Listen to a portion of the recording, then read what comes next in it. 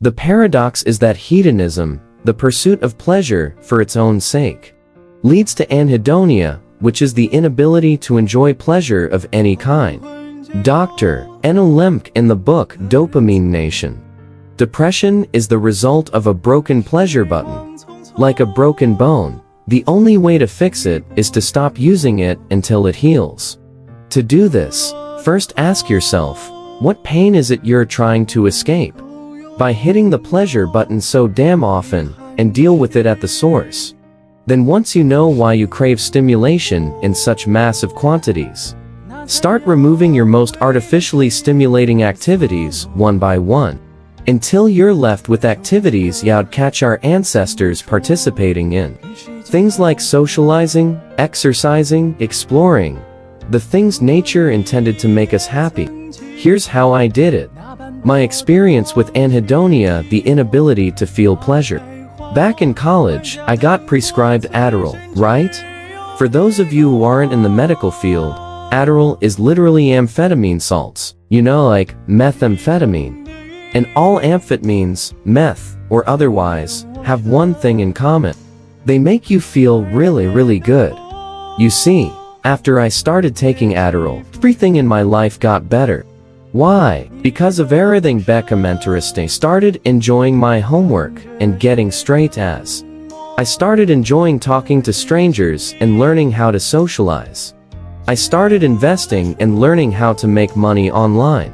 Everything was going great. That was until I started to develop a tolerance. So what do I do? The dose increased. A few weeks start to go by, then the tolerance starts creeping up again. The last time I raised the dose, I started getting cottonmouth and overheating. So instead I started looking up ways to make it last longer, like taking it with coffee or using neurotransmitter precursors. This worked so well, I felt like my brain shut off, and thus began the worst 6 months of my life. I became profoundly anhedonic. This was so bad I lost the ability to cry. I didn't know you needed dopamine to cry, but apparently you do. Imagine waking up seeing everything in black and white. Imagine hearing the funniest joke ever, and being physically incapable of laughing. Imagine wanting to die, but being physically incapable of even anticipating the pleasure associated with oblivion. I literally felt like I lost my soul. This was the reality I was forced to live with, until one day told my psychiatrist I wanted out. I couldn't live in a world devoid of color, laughter, crying, or anticipation anymore. The first few weeks without Adderall, I started binge eating. I can only assume in my brain's feeble attempt to make up for the dopamine it was used to. Then I just existed with a low level of background depression for months. Then the color started coming back. Then I got the ability to laugh again. Then I could cry again. Then I could find interest in the things that I was studying again. That's when I learned one of the most important lessons I've ever encountered. When you drown your brain in pleasure, an equal amount of pain will follow. When you can sit with pain, it will eventually turn to pleasure.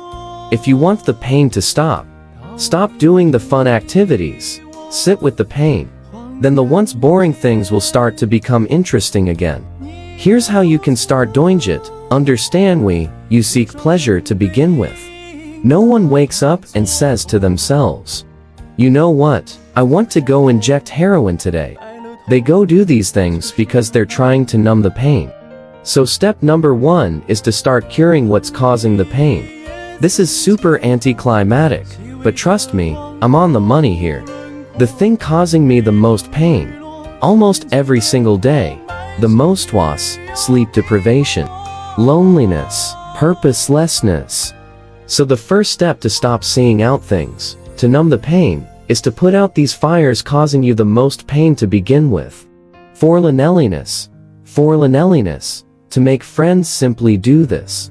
List things you'd love to go try, or go to. Go to them, and invite people. The fastest cure to loneliness is by being the initiator. You really think people are gonna say no if you invite them to go drive go-karts then get pizza after? If you want to get really good at this, start reading social skills books. Start working out. and start solo traveling to practice meeting strangers. These steps changed my life. For purposelessness, I'm about to tell you your purpose. Brace yourself. Your purpose equals your biggest problem in your life. If you want to die, your purpose is how to create a life you don't feel the need to end. After you solve that, your purpose becomes the next biggest problem you have. Mine progression was like this: how to cure anhedonia, how to be productive without Adderall, how to get into my major, how to get a girlfriend, how to get my first job out of college, how to start a business. Purpose is like an onion, whatever your problem is. Once you solve it, address the next layer and the next. You'll never reach the core, but you get deeper and deeper into finding yourself. Once you know how to stop the pain, bring back the pleasure. To bring back the pleasure, you need to start removing the things you consider pleasant. The drinking, the porn, the smoking, the fast food, the social media. If you think you can't live without it, you should probably put it on the list. Don't do this all at once, just start with the worst offenders. Then start removing about one every 30 days. I started by removing video games. Then I removed social media. Then I removed porn after I got a partner. Then I threw away my television. Then the more fun things I removed, the higher my default level of happiness became. Right now, just wake up happy, not because my life is all that remarkable, but because I don't expose it to stimulation over and over throughout the day. So when I do receive stimulation, kiss, chocolate, a new song ... it hits hard. In a nutshell, how to stop being so depressed. Depression is the result of a broken pleasure button. Like a broken bone, the only way to fix it is to stop using it until it heals. To do this, first ask yourself why you hit it to begin with, and remove those cues. Then start removing the most stimulating activities one by one, until you're left with mostly activities you'd catch our ancestors participating in. Reading, exercising, socializing, and in laughing, cooking, dancing, kissing. Then, like me, you may find yourself waking up one day and notice you no longer hate your life anymore. My brothers, if you want more heat like this,